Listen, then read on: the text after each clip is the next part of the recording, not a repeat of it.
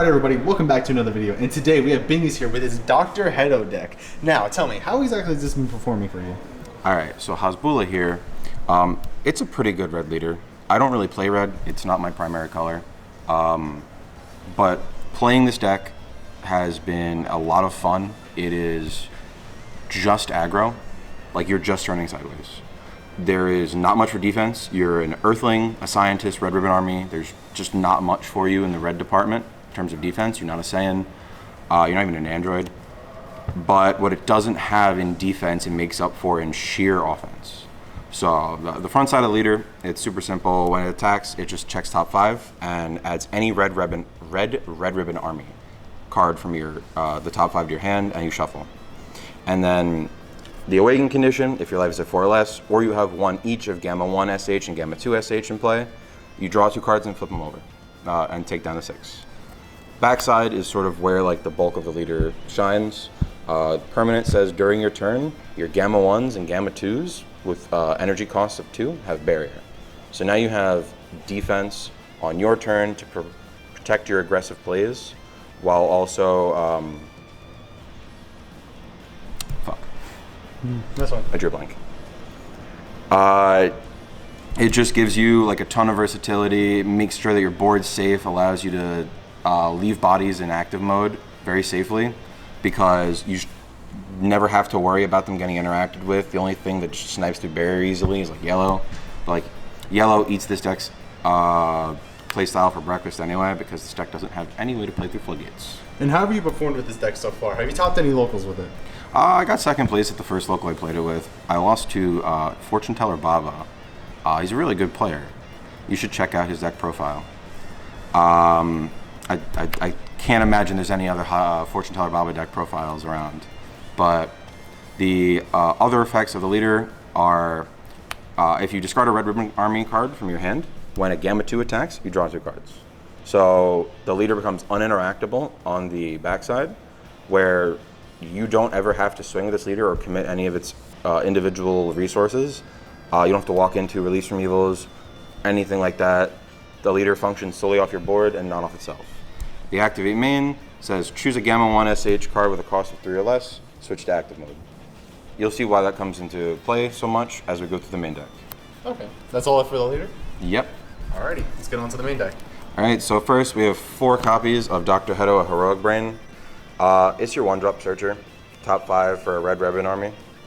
It has a funny little permanent where if you have a Gamma 1 or Gamma 2 in play, it becomes a 5k that can attack battle cards inactive.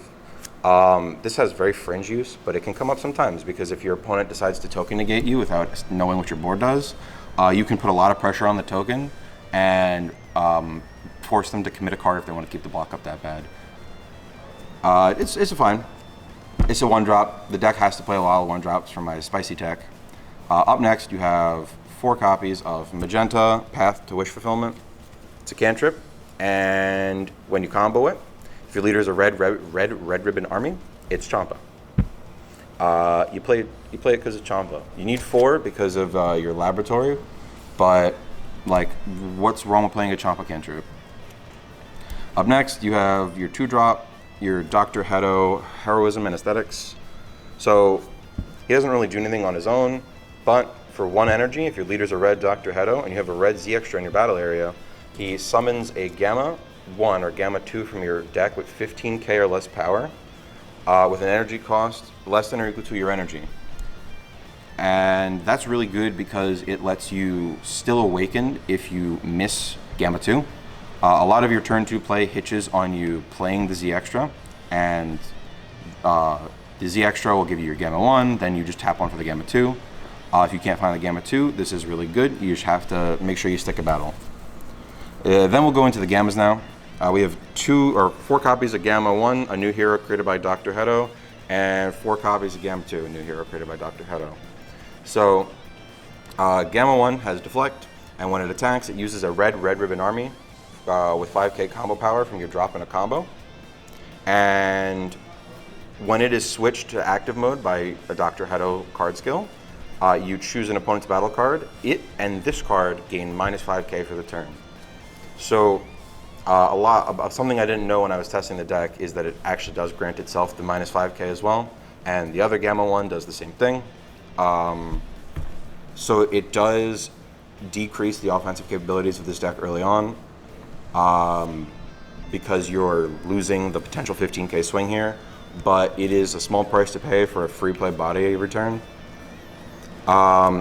It's very good early turn play. You need it for your awakened turn on turn 2, and it has deflect so that it sticks. Then we have the Gamma 2. He says if you were red Gamma 1 in play, he costs 1 in the hand. This is really good for the techs I have in the deck. The deck's not too techy. It's mostly 4-ofs. This deck has to be consistent. And when your red Gamma SH is switched to active mode by a Dr.Hedo, this untaps. It's a limit 1, so swarming the board with them isn't super good, but you'll notice a common denominator later of Gamma 2s that switch to active when Gamma 1 switches to active. And then up next we have the big boy. This guy comes out usually the turn after you've awakened. He's a 15k. He does the same thing as Gamma 1 does. Doesn't have deflect though. So when he swings, he free combos a red ribbon from your drop. When he is switched to active mode though, he draws a card, so he replaces himself and negs himself and something else 10k. So remaining with the 10k trope with Gamma 1 and 2, or with Gamma 1 specifically, they're not really designed to be used to put pressure on later. It's an extra swing that you can dump into if you've been keeping a hand, but it's more so just like another body. Like your deck is built around having it on board, so it's fine that it's not a swing. You still need it anyway. Then up next we have 2 of the 5-drop Suicide Attack Departure. I don't really like this card. The applications of it are good enough as a potential 25 to 30k crit dual attacker, since it does switch to active mode when a Gamma 1 is switched to active mode by a Dr.Hedo skill, and then it gains an effect where at the end of the battle in which it attacked, you place it in the drop, and then if your opponent has 3 or more life, it deals a damage to them. But that's not limit 1 either, right? No, so you can have multiple copies of this on board, but the activate main is a limit 1.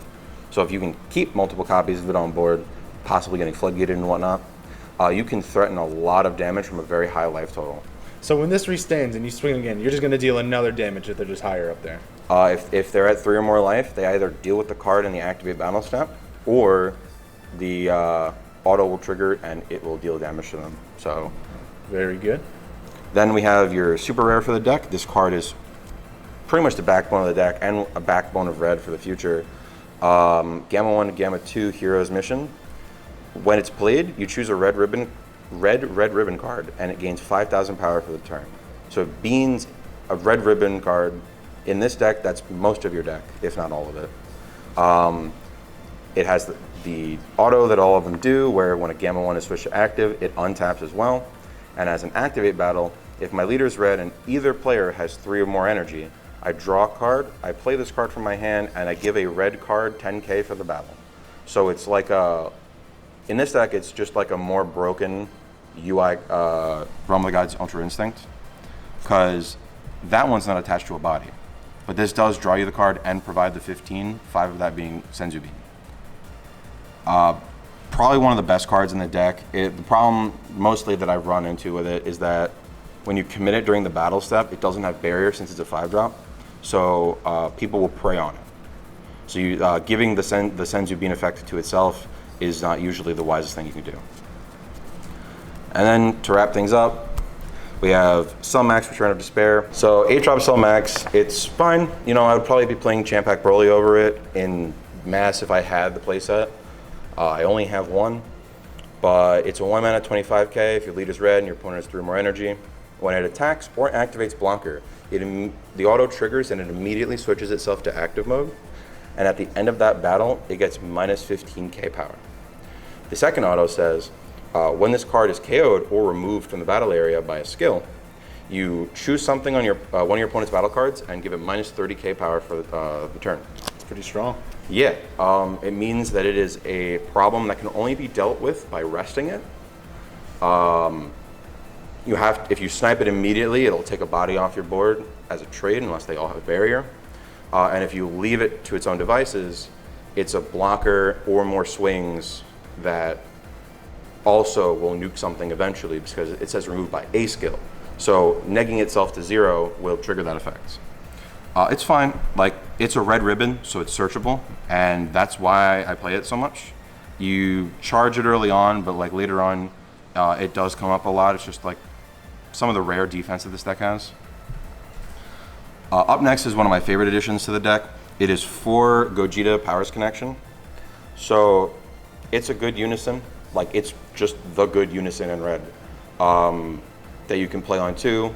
It replaces itself with the top 3 cards of your deck for any mono red card, grabs your super combos, grabs negates, grabs combo pieces you're missing. The +2 is where it really shines in this deck though, because Dr.Hedo is a 1-drop, so you have a 1-drop Searcher, you have a 1-drop Cantrip to play off it, and then also Gamma 2, being a 1-drop in the hand, means that you can free play it off of the Gogeta, and your turn 2 going second, you establish a unison, while also retaining the 4 swings that the deck tends to do turn 2. Since you get the additional swing off the Gogeta instead of getting the 2 swings off the Gamma 2 that you play. The -4, just, it's a threat as soon as you get it to more than 5 markers. Drawing doubles of it's perfect for that. It keeps the pressure on every turn, makes your opponent either challenge the 30k double strike or keep negating it. It found a great home in this deck. Going first, I wasn't able to play it as much, but turn 2 you tend not to play it going first because you have to establish your Z extra. But like later on in the game, if you get to a turn 4, it's like a fine play. And then that point in the game, if you haven't pushed them to the point of like they're about to lose, you probably have a big enough hand to fall back on in junction with this unison. I'm also looking to side in a lot of red unison stuff like Peel Off Missile and whatnot, because I'm playing 4 of this unison. And then you have 4 super combo. It's a super combo, you know. Very generic. You're mono red. Why do you care? There's no like special super combo to play instead. You just draw into these and they keep your aggression alive all game. Then we have 3 Deluge of Power. So I would play 4. I've considered playing 4 a lot.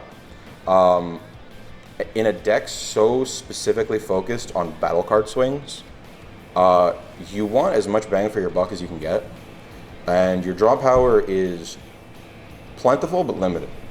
So you have to be committing already. So you want something that you can draw into and just immediately get value out of, as opposed to like trying to dig for it, because you're already like swinging and potentially hitting into counters just to start drawing cards in this deck. 4 I'm considering. I'm not sure what I would cut at the moment. I've considered a Champa, I've considered a 2-drop. Then up next, we'd have 3 4-drop Gohan TP. This deck builds the energy very good. And you have a free combo off the 3-drop Gamma 1, you have a free combo off the 2-drop Gamma 1. Your Z extra it permanently reduces the cost of this card on your board or in your hand by 1, since you know it's a 1Z energy, and this card was not future proofed. You have a card in the Z deck that just further helps play this by being a 1-drop on the board and a 2-drop on the field. It has a really good home in this deck. After Sin SS4 got banned, not a lot of red decks were just stacking Z energy. Pan's hand size wasn't really maintaining itself well enough to just be like comboing every turn and whatnot. But like this deck is free combos and free combos and free combos. So it's just really good. 1 Champ Pack Broly for flavor. It's a really good red card. I would play 3 of it at least, if I had 3 of it at least. But I don't play red, so I didn't buy any of them when they were cheaper. It's really good. It's a 25k crit that gives your leader Overlord, and then as a servant, you get to bottom deck it to replace it in your hand. You can also use its auto to KO something with 15k or less if you want. Unless you're like staring down a very pesky blocker, I don't really ever see a point where I would use it for that effect. I would much rather have a 25k that replaces itself. But would be playing 3 to 4 of it if I had 3 to 4 of it. And now we have our defense. This deck doesn't have any, so you play what red can offer you. So you have 3 testing opposition. It's self-explanatory. It's your token negate. Very easy to bait out this format with all of these decks, so unfortunately it's like a last-ditch effort. And then you have 2 after image technique, just because like you need a way to keep people from double and triple striking you to death, and this does a fine job of it, but there is like an opportunity that they just push through it, and you have to really hope you have the hand to accommodate for that. And then our secret is Pan. I feel like Pan, it just finds itself in any deck that doesn't need a secret but can benefit from one anyway, since every deck in the game benefits from a secret. I mostly found myself using it for defense. Never really drew it to use it offensively, but I always found it on the defense, and it did help shut down a lot of turns where I was going to die, and then it just set me up for lethal next turn immediately. The problem with other secrets is like, you're not a Saiyan, so you can't play with Gogeta, and Unbridled costs 4, which is a lot in this deck, since you're pretty much tapping 1 for 20k dual attackers in this deck all the time. So tapping 4 to deal a damage in a format where you can very easily lose that Vegeta if you try to commit it to any swings, I just couldn't find myself doing it. There aren't really any other secrets to play in a non-red Saiyan deck, so Pan is the only one by default. Alright, it's a pretty good deck setup. I like it a lot. Definitely very brand new since it's a brand new deck. How has this been fending up against the meta? It's a wash against Gogeta. Like, I can't even sugarcoat it. That deck has too many counterplays. I have run into instances where I just get played with on like my turn 3 when I try to play one of these, and it just gets release balled, Zamasu, everything. A deck's with a lot of counterplay potential, just like eat this deck alive.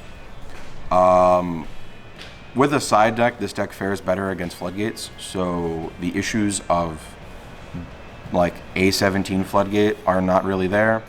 The deck does just not generally fare well against blue because a lot of your playmakers after turn 2 don't have barrier, and the blue SGR eats this deck alive. With yellow, if you can play through the Floodgate or just buy a turn and not play into the Floodgate at all, it's fine. The deck fares better against control yellow decks. The Majin Vegeta matchup is just an aggro mirror, but they have Floodgates and you don't, which kind of sucks. Against other red decks, it feels like it really pulls ahead. The just outright aggression is very hard to keep up with. Green has a terrible time dealing with it unless you're Gohan, because Gohan will just draw their super combos, and there's not a whole lot this deck can do about that. And like against black, it's black is an aggressive color. All of the decks in black right now that are played, besides Hatch, can be very, very aggressive. So you have to match or outdo that, which is a lot on the die roll. That being said, this deck pretty much auto loses to Hatch because you have that many 8-drops. And the deck revolves around having a tapped Gamma 1 to untap all of your Gamma 2s. So you only get like maybe 2-3 swings a turn max against Hatch. So you have to just hope they misplay. Like that's how I won the only time I played against Hatch. Is I hoped they misplayed, and they did. Alright, sounds pretty good. And what does the Z-Deck look like?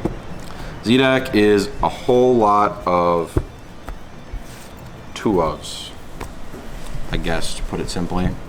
So you have your Dr.Hedo's Laboratory. This is the crutch of the deck. It's C-Stacks, Cellmax, with energy cost 3.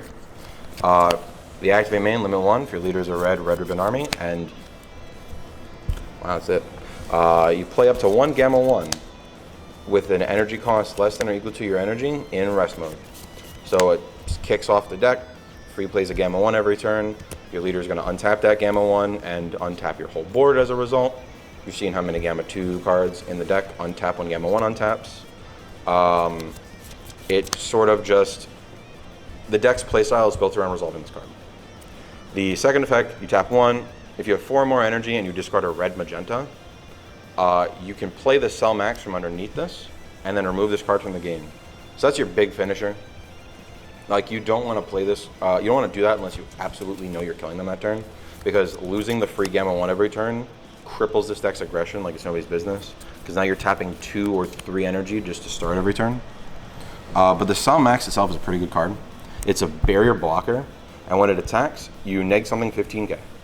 And then if it's your turn, when one of your effects reduces a battle card's power to 0, or just a card, so it can hit unisons as well, it switches to active mode. So if like your second to last swing of the turn is what met with a token negate, and you have the Champa in hand, you can play this guy out, and now you have a 20k dual attacker. It's, you know, they're both really good. I wouldn't play any more of the Cell Max. You never want to willingly tap 3 for this card. It is just like a nice little finisher if you are going for game. Up next, we have 2 copies of Gamma 1 and 2, Arrival of Heroes. They're a 2 mana, 2 Z energy, Z battle card. But if you have 1 each of red, Gamma 1 and 2 in play, their energy and Z energy cost in the Z deck is reduced by 1.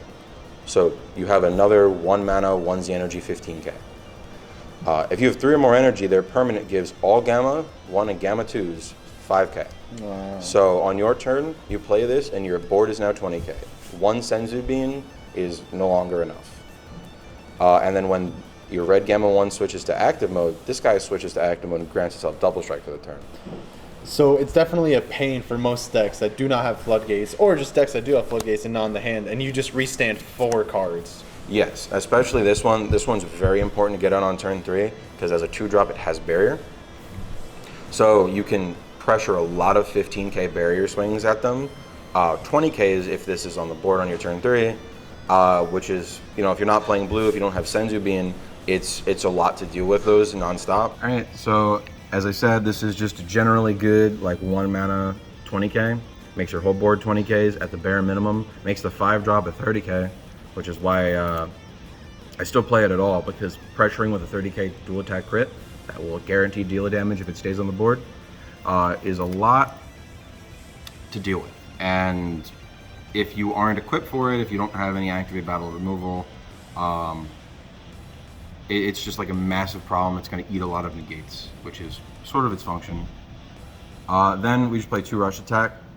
For a deck that builds Z energy so much, playing the Z battle card that just goes to Fantasyland off of having so much Z energy is a must. As well as giving you another Z energy. Yes. Every time it swings, it combos, neg something 15k. Very good for board clear. This is a lot of how we deal with Gogeta.